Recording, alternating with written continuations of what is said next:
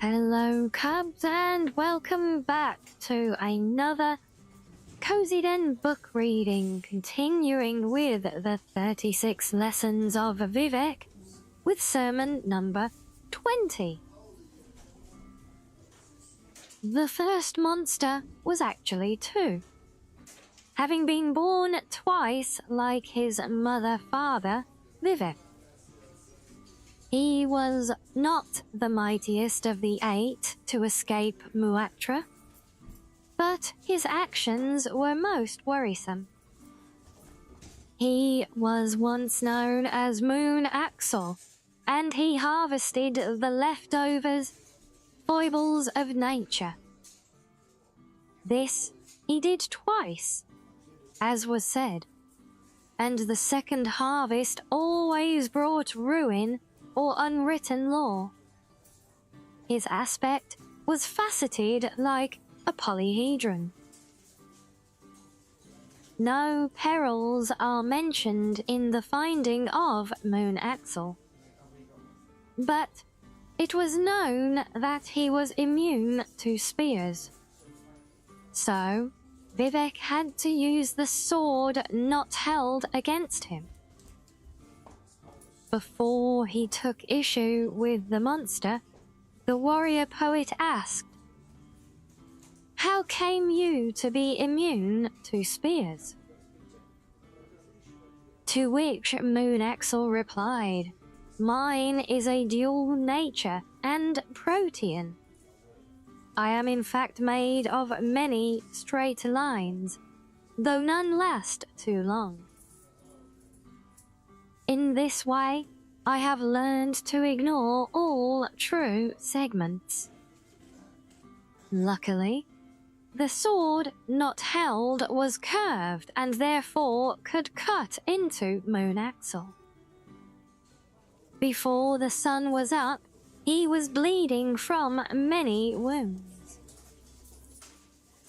Vivec did not slay him outright, for to do so would be to keep the foibles of nature within him, and not back where they belong. Soon, Vivec had traced geography right again, and Moon Axel was ready to be slain. Vivec rose up in his giant form, to be terrible to look upon. He reached into the west and pulled out a canyon, holding it like a horn. He reached east and ate a handful of Nyx hounds.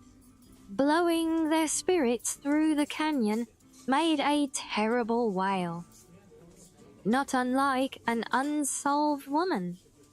He said, "Let this overtake you."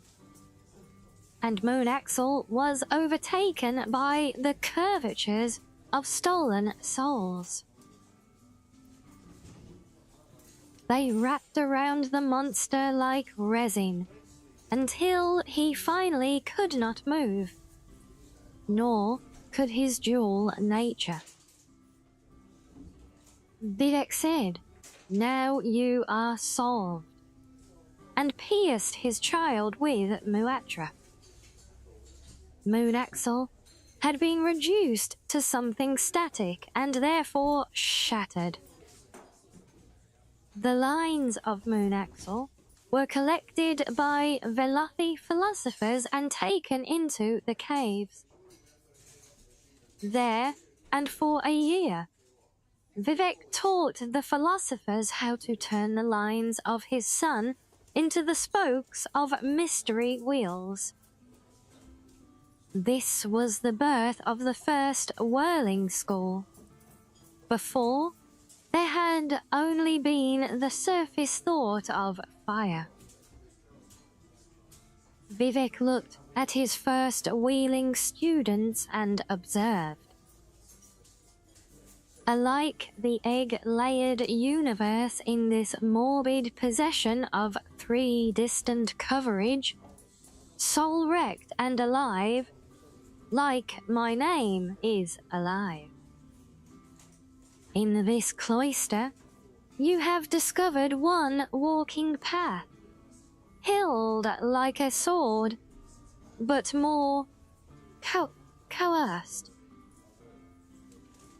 So edged it is that it has to be whispered to keep the tongue from bleeding.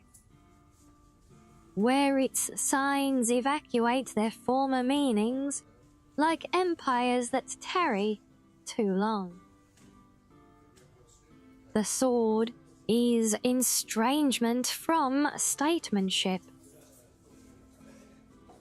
Look on the estimable lines of my son, now crafted starwise. His every limb equidistant from the centre. Is he solved because I will it so? There cannot be a second stage. Think on the theory that my existence promulgates the 5 elements, and like the egg-layered universe, I am cause for great destiny. Here is a thought that can break the wagon's axle. Here is another that can soar.